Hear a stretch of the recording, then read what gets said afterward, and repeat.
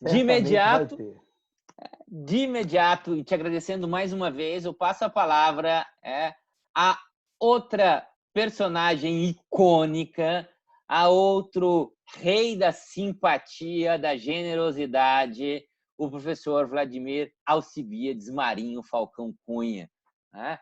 Que tem nome de nobre e não sei se tem ascendência nobre, mas certamente tem muita nobreza, tem muita generosidade no coração. Vladimir, meu amigo, muito obrigado por poder estar aqui junto conosco e dividir um pouco dos teus saberes. Vladimir também, que como professor toscano, tem um livro maravilhoso a respeito da revisão dos contratos. Professor Marcos Catalã, eu queria fazer um depoimento aqui a todos, na presença da professora Giselde Hironaca, que eu cumprimento todos os professores presentes, todos os amigos presentes, todos os alunos presentes, que hoje acho, como a professora disse, professor Angélico, o professor Ricardo Canan também, que eu cumprimento, disse que hoje era um dia de se dirigir aos alunos, né? Mas eu, particularmente, eu me sinto como aluno hoje, né?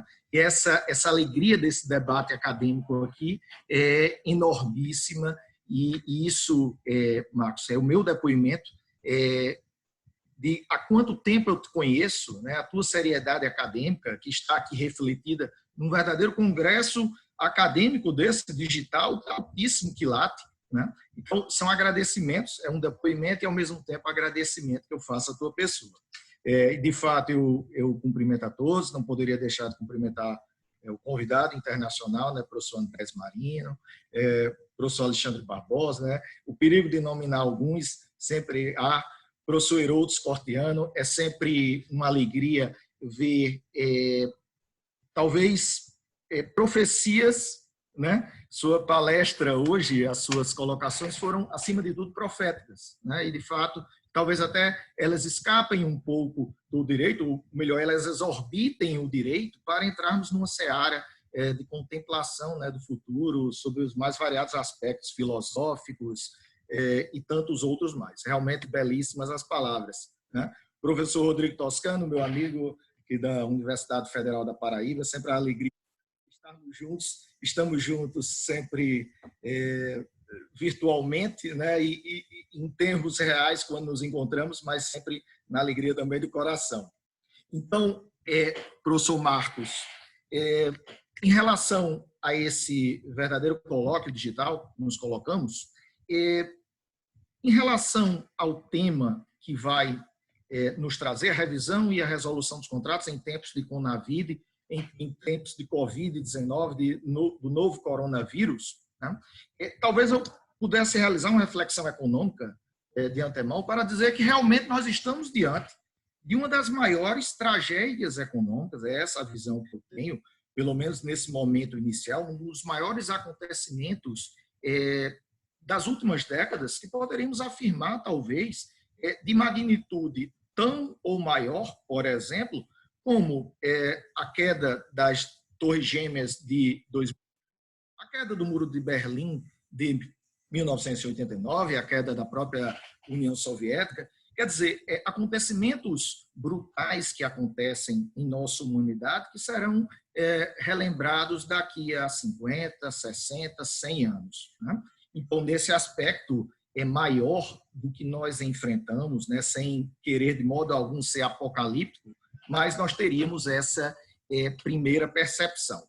Em relação às consequências econômicas do modo como o mundo está enfrentando o novo coronavírus, que é justamente o isolamento social, ainda dentro daquela ideia de achatar a curva do crescimento, né, em todos os mundos, eu selecionei alguns dados econômicos também recentíssimos do que nós temos. E o que nós temos hoje é, por exemplo, a previsão do Fundo Monetário Internacional do último dia 14, de que o mundo cairá 3%, né? E de que o Brasil, a previsão do FMI, é de queda de 5,3% neste ano de 2020. O Boletim Focus do Banco Central, aquele apanhado dos agentes de mercado, lançado ontem, prevê uma queda para o Brasil de 3,4% brasileiro. Todavia, me parece, e o próprio FMI faz essa advertência, de que a pressuposição é de que nós teríamos um retorno da atividade econômica agora no segundo semestre. E isso, o próprio Fundo Monetário Internacional diz que está sujeito a altíssimas variáveis. Então, talvez nós não sabemos o que nos aguarda, né? De certa forma, isso vai junto das palavras do professor Herodes, né? Que nós teremos novos tempos, dos nossos amigos, o professor Flávio, que precisou sair agora, o professor Flávio Tartus, o professor José Fernando Simão, que falam de novas realidades, né? Realidades A, B e C. E o mundo, de fato, será diferente mais à frente. Pois bem, então, dado esse cenário que eu tomo cuidado para não ser apocalíptico, mas apenas cuidando de alguns dados econômicos, de algumas previsões que nós temos hoje, né? Como, então, poderia o direito dos contratos nos trazer algumas soluções, né? A advertência ou a lembrança de Herodes e a lembrança do professor Rodrigo Toscano de que nós vamos encontrar soluções, de que nós temos um ordenamento. O professor José Fernando Simão nos traz, professora Giselda, a solução, a sua ideia na publicação no Migalhas Contratuais, aliás, do Instituto Brasileiro de Direito Contratual, do IBDCont, né, de que seria mais apropriado a teoria da quebra da base do negócio jurídico para reger essas situações, né, e que nós teríamos, por exemplo, uma ideia de prevalência do equilíbrio contratual, da ideia de buscar o equilíbrio contratual. Então, de fato, soluções jurídicas existiriam. Mas como, então, mais de perto, o direito contratual poderia nos trazer alguns indicativos de como agir? E aí, eu lembraria, em primeiro momento, a multiplicidade de nossos contratos. E aí eu não entraria na seara de classificação ou de categorias jurídicas dos contratos, isso já foi feito em várias doutrinas colocadas nos últimos dias, professor Marcos, lançadas, né, realmente com esse fervor acadêmico que é belíssimo estar havendo, mas eu colocaria dentro da vivência econômica.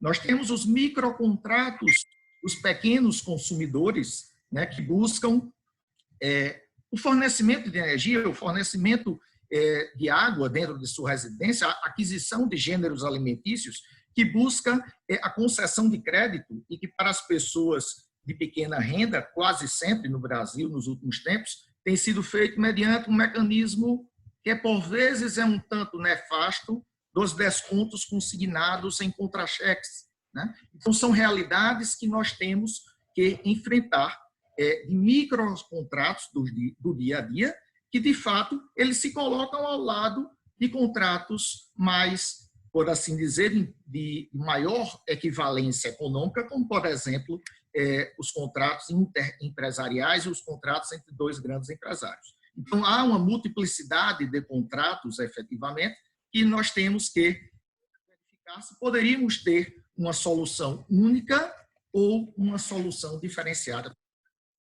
Pois bem, aí pensamos em estruturar aqui essa nossa breve introdução, essa nossa breve fala, em colocar condições ou colocar modificações ou confirmações estruturais do sistema, e aí seriam mais genéricas, de interpretação legislativa e de interpretação judicial, e colocar algumas mudanças conjunturais em virtude do regime emergencial da pandemia do coronavírus. Em relação a essas modificações mais estruturais, eu diria, talvez, que nós estivéssemos diante de interpretações mais estruturais, nós realmente encetamos o caminho, trilhamos o caminho pela prevalência da revisão contratual, dos sistemas de revisão contratual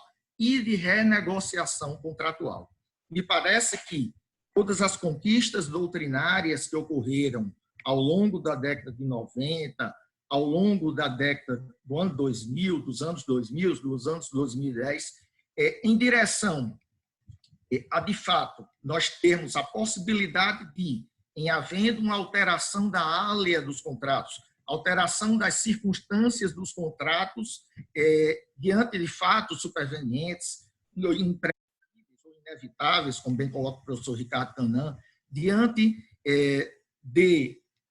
a presença de cláusulas abusivas, todas essas conquistas doutrinárias e legislativas também estão ao nosso lado e continuam ao nosso lado, porque nós precisamos, de fato, ter em mente aquela velha lição de que nós precisamos dos bens da vida, né? Os consumidores, especialmente, e os contratantes continuam a precisar dos bens da vida. Então, nesse sentido, é que nós colocamos esse primeiro estamento interpretativo, os sistemas de revisão contratual e renegociação contratual, e aí a lição dos professores Anderson Schreiber, e agora mais de perto, a belíssima sugestão do professor Marco Aurélio Bezerra de Mello, no sentido de que a resolução, a prévia renegociação contratual fosse até mesmo uma condição de procedibilidade para a revisão contratual, são lições belíssimas. A tese de titularidade de Anderson Schreiber, né, perante a UERJ, é uma lição que me parece que ela é plenamente aplicável às nossas realidades. Por outro lado, também ainda como esses estamentos estruturais do sistema, né, eu elencaria mais dois, tão somente. A supremacia, a sobrelevação, né, a realidade fática nos impõe. A sobrelevação dos princípios contratuais sociais e dos deveres gerais de condutas advindos da boa-fé, advindos da probidade contratual, do dever de informação, do dever de advertência, em suma, de uma verdadeira solidariedade maximizada. E isso é bem trazida pelos nossos antecessores aqui nesse próprio colóquio digital belíssimo, e é trazido por outros, pelo próprio Flávio Tartucci, em um belíssimo artigo agora recentemente publicado também, no Migalhas Contratuais, né, e tantos outros que ali publicaram, mas estamos em tempo de sobrelevação da teoria geral dos contratos. E aí, então, eu entro nesse terceiro ponto que julgamos estrutural, que seria justamente, estamos numa crise que não sabemos quais as repercussões. Todos os dias nós modificamos como nós estamos trilhando, né? Então, me parece que, nesse momento, enfrentamos uma ideia de restrição interpretativa, não supressão imediata, mas restrição interpretativa das modificações trazidas ao Código Civil pela Declaração de Direitos da Liberdade Econômica, da Lei da Liberdade Econômica. Se eu já tinha, particularmente, digamos, nossos pensamentos acadêmicos, essa ideia de que a Lei da Liberdade Econômica ela não expurga a possibilidade de um olhar de maior equilíbrio contratual, mesmo para os contratos empresariais, em face de toda a especificação do nosso sistema, em face da soma dos princípios contratuais e interpretativos do nosso sistema, né, já não faria, mas em tempos de pandemia, né, e essa é o objetivo do nosso debate hoje, em tempo de pandemia do coronavírus, me parece que uma restrição interpretativa de todas aquelas modificações do artigo 113, do 421, parágrafo único, da ideia de interpretação restritiva da revisão contratual, ela deverá ser vista com grano salis, deverá ser vista com muito cuidado pelo intérprete doutrinário, pelo intérprete julgador, pelos magistrados, como o professor Rodrigo Toscano nos fala, né? Então, essas seriam algumas ideias que a gente traria no primeiro momento. No segundo momento, aí pensaríamos quais mudanças conjunturais, e aqui são algumas ideias, talvez até tenham acontecido, né?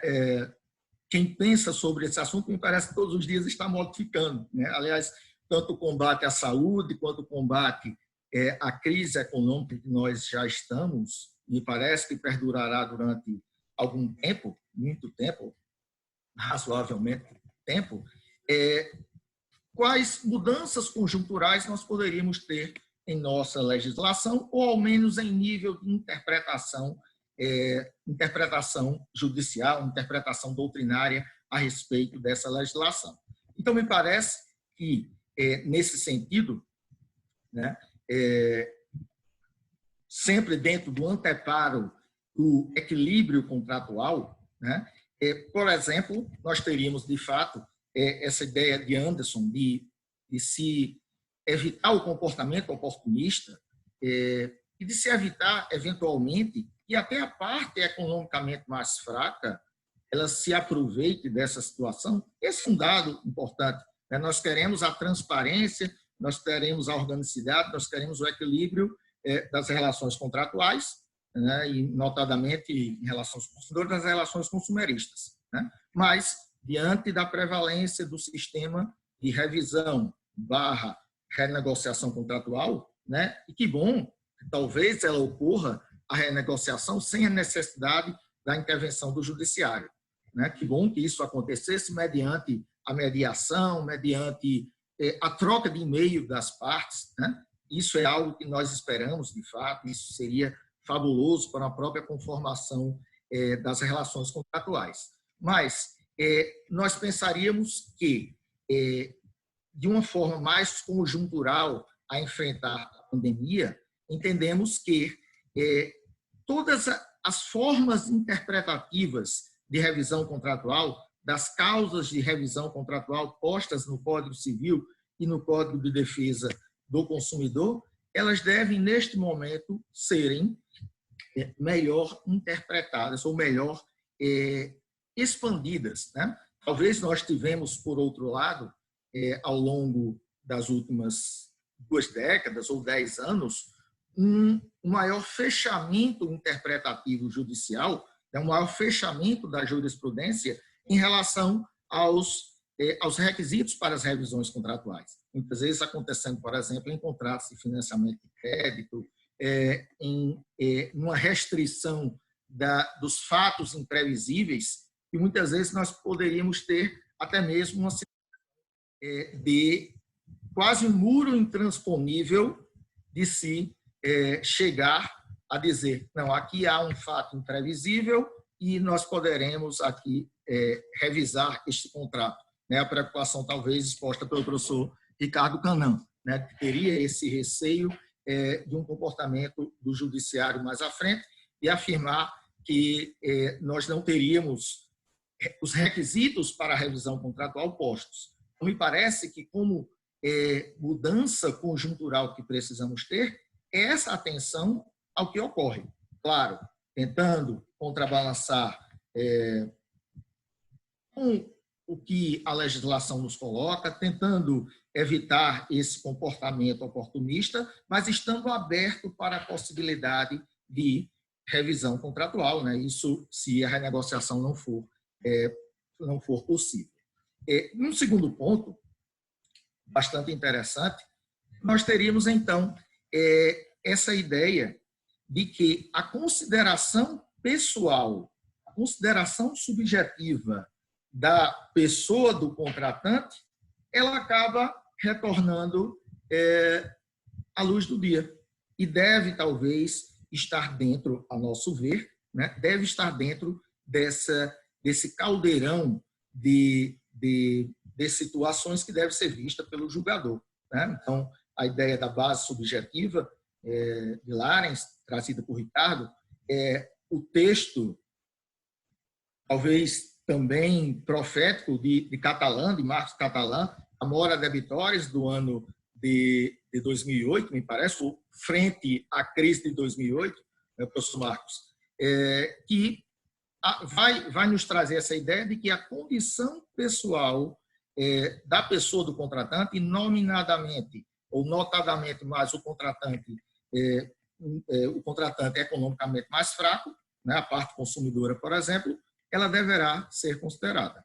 Eu me recordo de um caso que nós enfrentamos já há muitos anos, no ano de 2004, um caso que tivemos contato, melhor colocando, e a alegação de fundamento da teoria da imprevisão era justamente o desemprego do cidadão, né? E, à época e durante muitos anos, nessa consideração subjetiva da pessoa do contratante não era tida judicialmente como um motivo plausível, né, juridicamente falando, para a revisão contratual com base na onerosidade excessiva ou superveniente ou teoria da imprevisão, conforme o entendimento do artigo 478.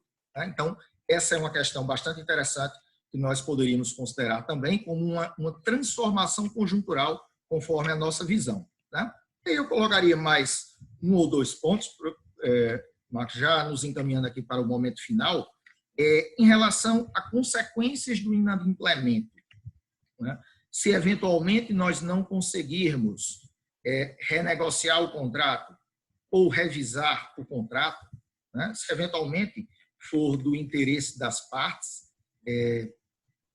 esta resolução ou for o que for requerido por uma delas, né? Talvez nós, para além de possibilidades de um retorno ao status quo ante, sem culpa de cada qual, como nos fornece o direito das obrigações clássico nosso, né, como lembra o próprio professor Flávio Tartus, nós pudéssemos pensar em reduções das consequências de inadimplemento. Né? Me parece que algo nesse sentido poderia ser pensado. E aí eu colocaria como uma sugestão a redução, por exemplo, da multa contratual com fundamento em toda essa transformação fático-econômica da pandemia. O artigo 413, por exemplo, que nós sabemos que trata apenas, né, do dever do magistrado, ali diz, né, de redução equitativa em caso de cumprimento do contrato parcial ou em caso de, o artigo nos diz, a finalidade do negócio, né, ou a natureza do...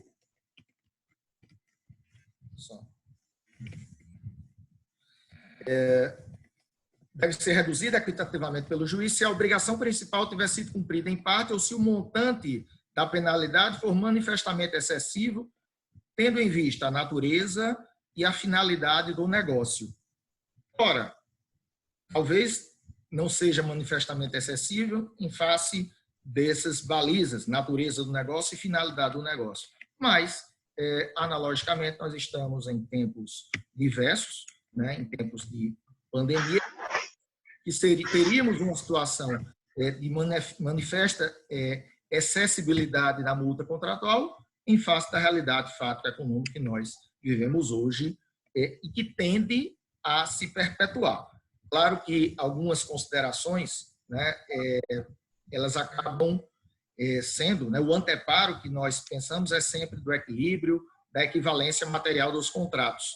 Então, nós poderíamos estar dizendo alguns pensamentos de soluções jurídicas, mas que eles acabam não se solidificando com o correr do tempo, se, por exemplo, nós tivéssemos a agradável surpresa de superarmos rapidamente essa crise. Então, o próprio, poderíamos nominar igualmente, me parece que a interpretação do parágrafo único do 395, né, e da inutilidade da prestação ao credor em caso de multa do devedor, né, que a doutrina já colocava que deveria passar pelo teste da boa-fé objetiva, né, não basta alegar a inutilidade, não basta alegar que a prestação não mais me interessa em face da mora, mas sim que isso não poderia ser um mero capricho, mas sim que isso fosse objetivamente considerado no caso concreto.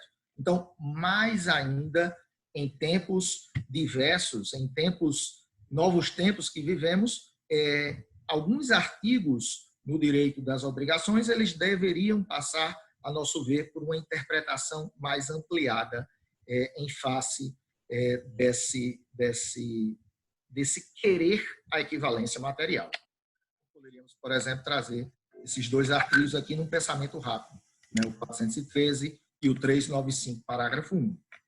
Então, talvez essas fossem algumas poucas reflexões que nós teríamos separado hoje para trazer, né? Mas eu conto, professor Marcos, do meu encantamento, né, de participar desse colóquio, talvez a palavra seja essa, né? Foi uma professora Angélica, no início tinha dito que nós dirigiria-se aos alunos, né? Mas eu particularmente me senti nessa qualidade hoje, aqui com essa riqueza dos debates acadêmicos. Então, agradeço e devolvo a palavra nesse momento. Vladimir, sem palavras para dizer o quanto a sua comunicação fecha com uma chave de ouro. Não me agradam os jargões, me agradam mais as passagens mitológicas, mas não consigo encontrar nada melhor do que chave de ouro, porque Toscano, Alexandre, que são amigos mais próximos, Canã, professor Herodes, professor Giseldo, vão entender que eu não posso te chamar de cereja do bolo. Isso pode dar muitas interpretações desagradáveis. E por isso, fecha as apresentações com chave de ouro.